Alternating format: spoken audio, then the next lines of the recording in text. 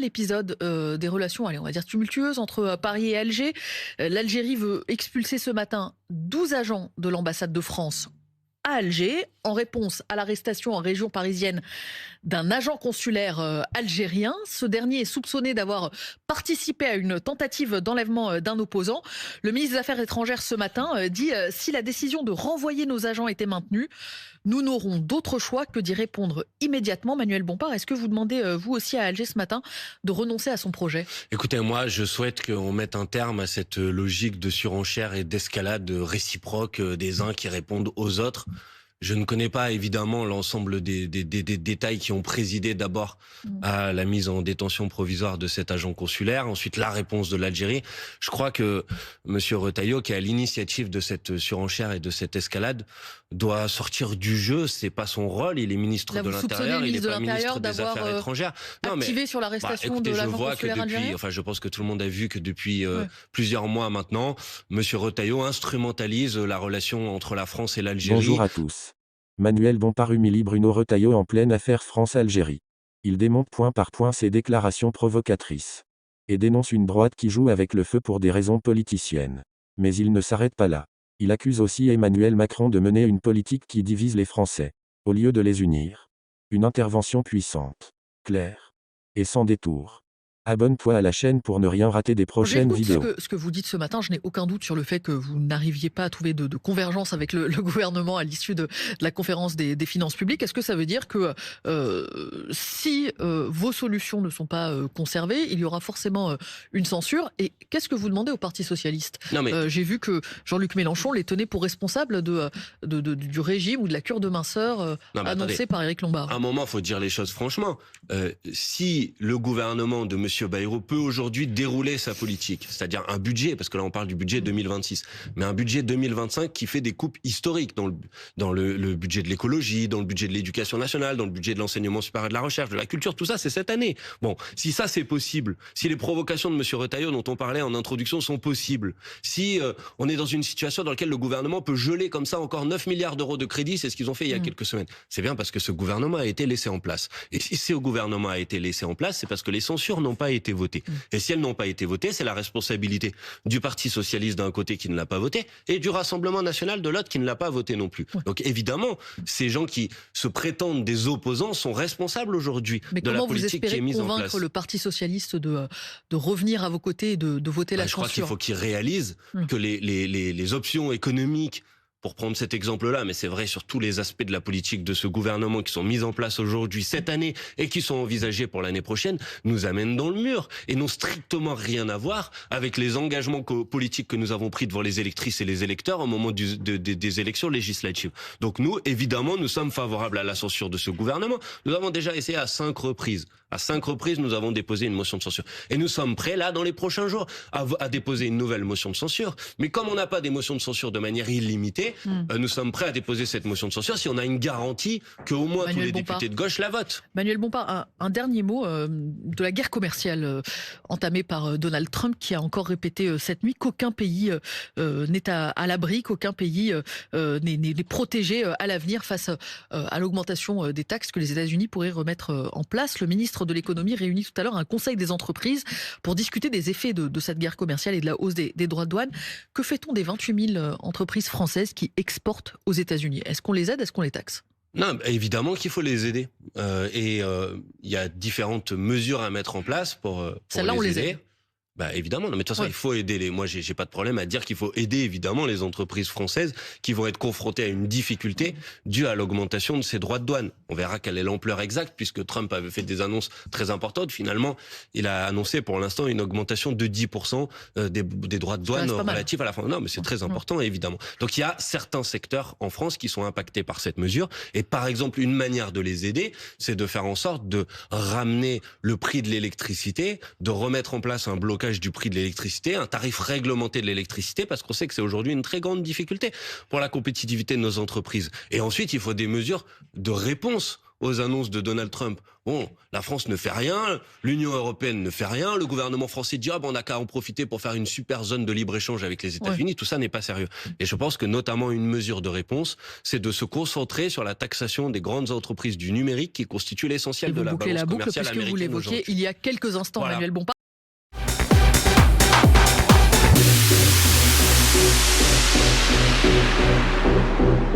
L'épisode des relations, on va dire tumultueuses entre Paris et Alger. L'Algérie veut expulser ce matin 12 agents de l'ambassade de France à Alger en réponse à l'arrestation en région parisienne d'un agent consulaire algérien. Ce dernier est soupçonné d'avoir participé à une tentative d'enlèvement d'un opposant. Le ministre des Affaires étrangères ce matin dit si la décision de renvoyer nos agents était maintenue, nous n'aurons d'autre choix que d'y répondre immédiatement. Manuel Bompard, est-ce que vous demandez, vous aussi à Alger ce matin, de renoncer à son projet? Écoutez, moi, je souhaite qu'on mette un terme à cette logique de surenchère et d'escalade réciproque des uns qui répondent aux autres. Je ne connais pas évidemment l'ensemble des détails qui ont présidé d'abord à la mise en détention provisoire de cet agent consulaire, ensuite la réponse de l'Algérie. Je crois que M. Retailleau, qui est à l'initiative de cette surenchère et de cette escalade, doit sortir du jeu. C'est pas son rôle. Il est ministre de l'Intérieur, il n'est pas ministre des Affaires étrangères. Activé sur l'arrestation de l'agent consulaire algérien. Enfin, je pense que tout le monde a vu que depuis plusieurs mois maintenant, M. Retailleau instrumentalise la relation entre la France et l'Algérie à des vocations de politique intérieure. Et à chaque fois qu'il salit cette relation... Enfin, ensuite, il n'a rien dit, Bruno Retailleau, Manuel Bompard. Il a repris la parole encore hier sur ce sujet. Et à chaque fois qu'il a sali cette relation, ensuite, c'est le président de la République ou le ministre des Affaires étrangères qui sont obligés de passer derrière. Donc moi, je ne connais pas la nature exacte de ce que l'Algérie reproche à la France et de ce que la France reproche à l'Algérie dans cette histoire. Ce que je souhaite et ce que je demande, c'est que ces discussions-là, elles ne se fassent pas par provocation publique permanente, par surenchère publique permanente. Je pense que le peuple français et le peuple algérien, ils ont envie de vivre en paix, en coopération et pas à se vivre comme des adversaires. Mais pour bien comprendre ce que vous dites, Manuel Bompard, et on ne va pas s'étendre sur le sujet, puisque évidemment l'histoire est extrêmement complexe, vous demandez à la France de ne pas répliquer, par exemple, si Alger décidait d'expulser ces 12 agents? Je demande à ce qu'il puisse y avoir une discussion entre la France et entre l'Algérie pour faire en sorte que ces personnes ne soient pas, les personnes françaises à l'ambassade d'Algérie ne soient pas, à l'ambassade de France en Algérie ne soient pas expulsées, et que la situation qui a produit cette escalade due à la mise en détention provisoire de cet agent consulaire algérien soit aussi examinée. Enfin, écoutez, il y a parfois des désaccords entre la France et l'Algérie, comme entre la France et d'autres pays. Ça ne donne pas lieu à chaque fois à la mise sur la place publique et à une logique de surenchère permanente à laquelle on assiste depuis plusieurs mois. Il est temps que cette surenchère s'arrête et que les problèmes, quand il y en a, soient réglés par la discussion, par la diplomatie, comme on l'a toujours fait, tout simplement. Et sur la place publique, également, ce matin, c'est 40 à 50 milliards. Je reviens sur le sujet budgétaire. À trouver pour l'année prochaine, pour 2026, pour retrouver un déficit non pas raisonnable, mais moins déraisonnable que les années précédentes. On va évidemment parler de ce que vous allez proposer à François Bayrou demain, puisqu'il vous réunit au cours d'une conférence des finances publiques. Mais sur le constat d'abord, Manuel Bompard, est-ce que vous êtes d'accord avec ce que dit le Premier ministre, le ministre de l'économie? Il faut faire des économies. Il faut faire en sorte que le déficit ne soit pas un déficit de 5,4% encore l'année prochaine. Ça, évidemment. Maintenant, objectif de 4,6% l'année prochaine, pour être précis. Mais la faute à qui, madame?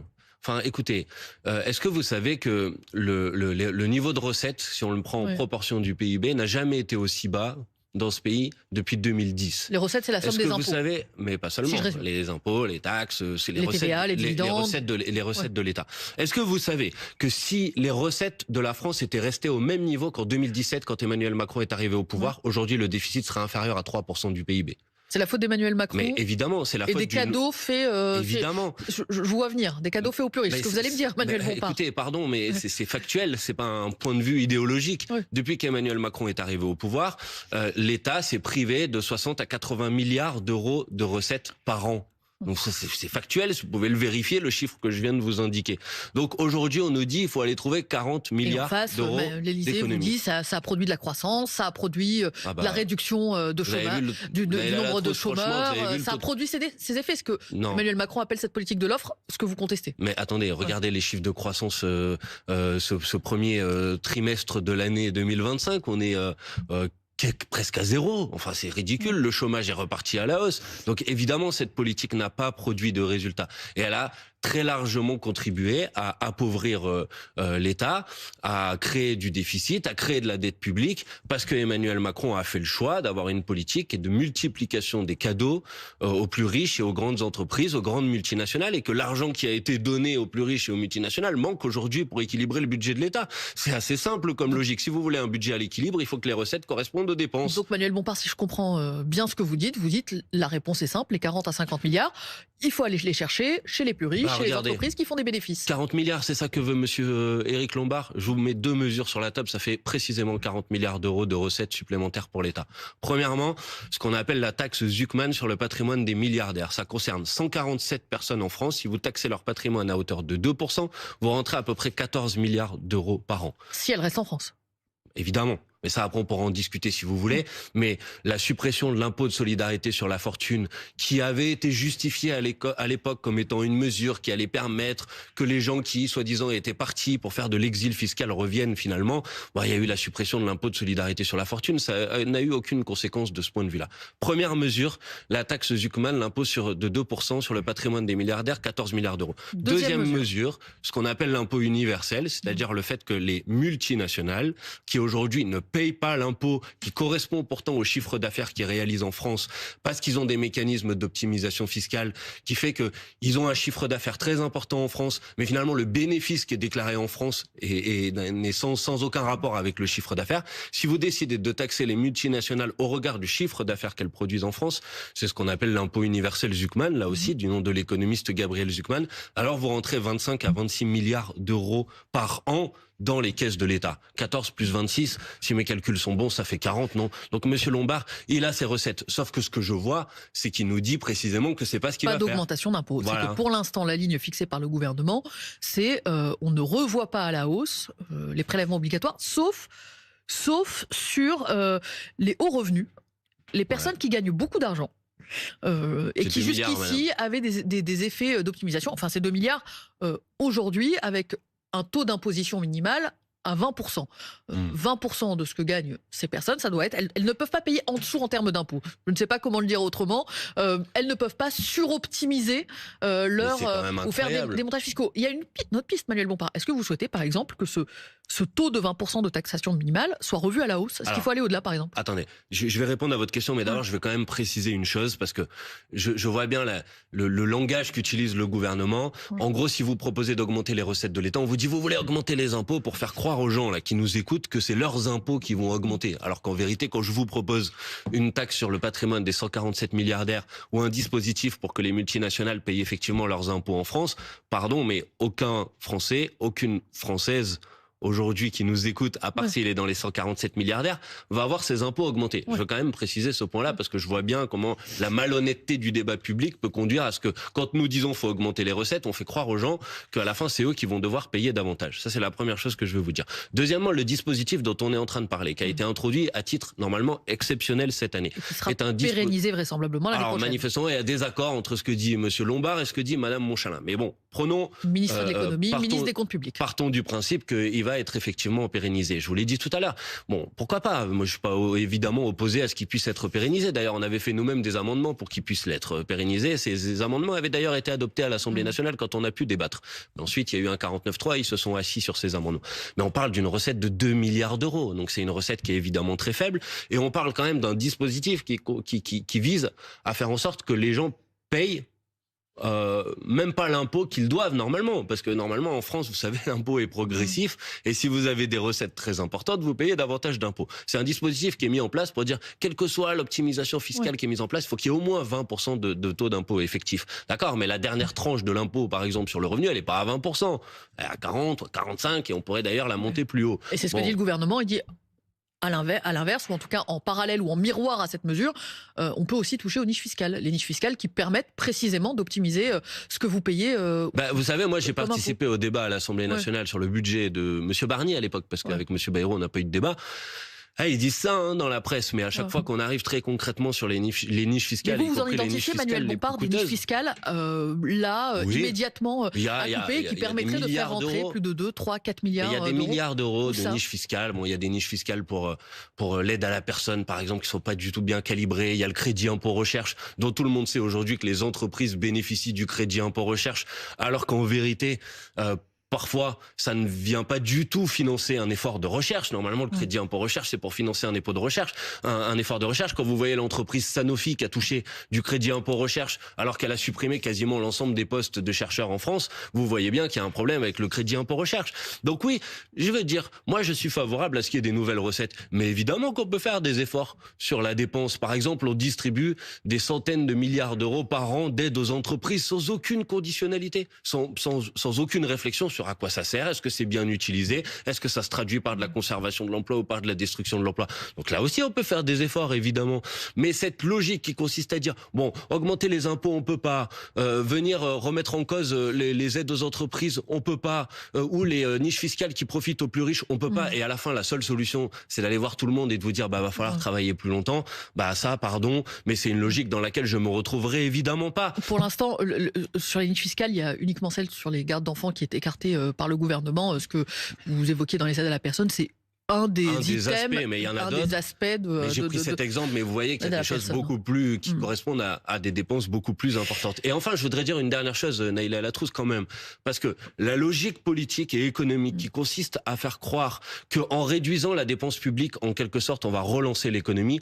Tout le monde sait que ce n'est pas vrai, et toutes les études, toute l'expérience, y compris économique, c'est ce qu'on a appliqué à la Grèce, des plans d'austérité successifs. À la fin, ça s'est réduit, ça s'est traduit par une baisse du PIB de 25%. Je rappelle ce que disent Éric Lombard, ministre de l'économie, ce que dit la porte-parole du gouvernement, c'est regarder du côté de la dépense publique, mais aussi permettre d'autres recettes, soit à travers les niches fiscales, soit je l'évoquais, à travers cette piste d'augmenter. Est-ce qu'à un moment, on peut quand même regarder les recettes qui sont mises en place dans ce pays, d'augmenter la contribution sur les ou si elle fonctionne pas. Enfin, pardon, le budget de Monsieur Bayrou, l'OFCE, qui est pas la France Insoumise, l'Observatoire français des conjectures économiques, dit c'est une réduction de la croissance de 0,4 points. Donc il y a une logique que tout le monde doit comprendre. Si vous contractez la dépense publique, si vous contractez l'activité économique, à la fin ça se traduit avec moins de recettes fiscales, et donc c'est un cercle vicieux. Et à l'inverse de ça, il faut produire un cercle vertueux. Et un cercle vertueux, ça passe par des investissements qui permettent de relancer la machine économique. Et on en a bien besoin. Par exemple dans la transition écologique, pour donner cet exemple. Juste comme vous avez évoqué à l'instant, Manuel Bompard, cette idée de travailler davantage. Vous êtes contre évidemment toute nouvelle réforme des retraites qui serait mise sur la table par le gouvernement, parce qu'on entend cette petite musique montée il faut travailler plus, les Français ne travaillent pas assez. Non, mais d'abord, je suis évidemment contre une nouvelle réforme qui consisterait à reporter encore l'âge de départ à la retraite ou à allonger encore la durée de cotisation.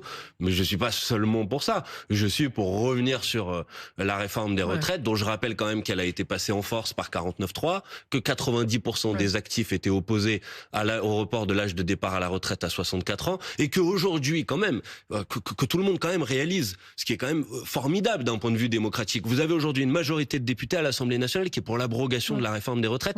On n'a jamais eu l'opportunité de voter. Sophie Binet vous lance un appel ce matin dans Libération. Elle vous dit vous avez la possibilité de vous saisir de la question. Enfin, c'est vrai que vous avez le référendum d'initiative partagée. Il suffit de 185 parlementaires pour l'initier. Vous avez le compte. Pourquoi pas pourquoi vous le faites pas? Mais parce qu'on a déjà essayé de le faire. Après, moi, je veux bien qu'on réexamine les conditions juridiques de le faire. Mais vous savez qu'à la fin de la mobilisation contre la réforme des retraites, quand le gouvernement est passé en force par 49.3, il y a déjà eu 2 tentatives de référendum d'initiative partagée sur le sujet.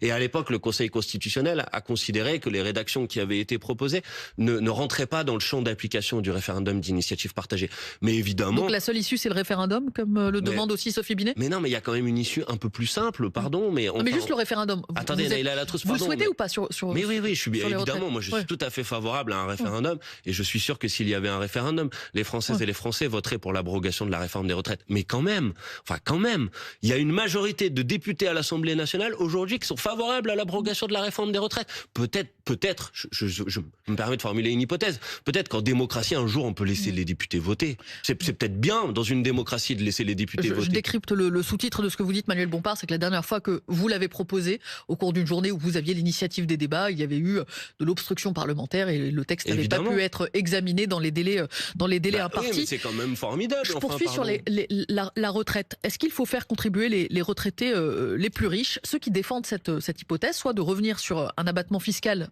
dont disposent les retraités, soit de désindexer les pensions de retraite pour les retraités les plus riches, mettent en avant comme argument qu'aujourd'hui, quand vous travaillez, quand vous êtes un actif, vous vivez moins bien que certains retraités. Bon, moi, dans le statu quo actuel, je suis pas pour reporter l'indexation des retraites ou annuler l'indexation des retraites sur l'inflation pour une catégorie de la population. Par contre, dans le financement d'un retour à l'âge de départ à la retraite à 62 ans et ensuite d'un retour à l'âge de départ à la retraite à 60 ans, je pense qu'une mesure qui consiste à produire une forme de surcotisation pendant toute la vie pour les plus hauts revenus devrait faire partie du panel des mesures qui permettent de garantir l'équilibre d'un système de retraite avec un âge de départ à 60 ans. Mais impacter aujourd'hui les retraités, ça me paraît pas être une mesure nécessaire. Enfin, écoutez, on a les revenus, on a les ressources aujourd'hui pour pouvoir financer le retour de l'âge de départ à la retraite dans un premier temps à 62 ans et ensuite même à 60 ans. On a ces ressources, on a ces recettes. Il suffit d'avoir la volonté politique de le faire. Donc maintenant, il y a des députés qui ont la volonté politique de le faire et c'est complètement incroyable que le gouvernement refuse que ces députés puissent tout simplement voter sur le sujet. Enfin, quand même, on nous a inventé un conclave en nous disant on va faire le conclave et puis à la fin du conclave peut-être que les députés pourraient voter. Bon, le conclave, tout le monde a compris maintenant que ça a échoué. Et ben peut-être que c'est le temps que les députés puissent voter sur ce sujet. Ils ont réorienté leur débat sur le financement de il y a plusieurs organisations syndicales qui sont sorties. Pour être parfaitement exact. Vous avez la CGT, Force ouverte qui sont sorties.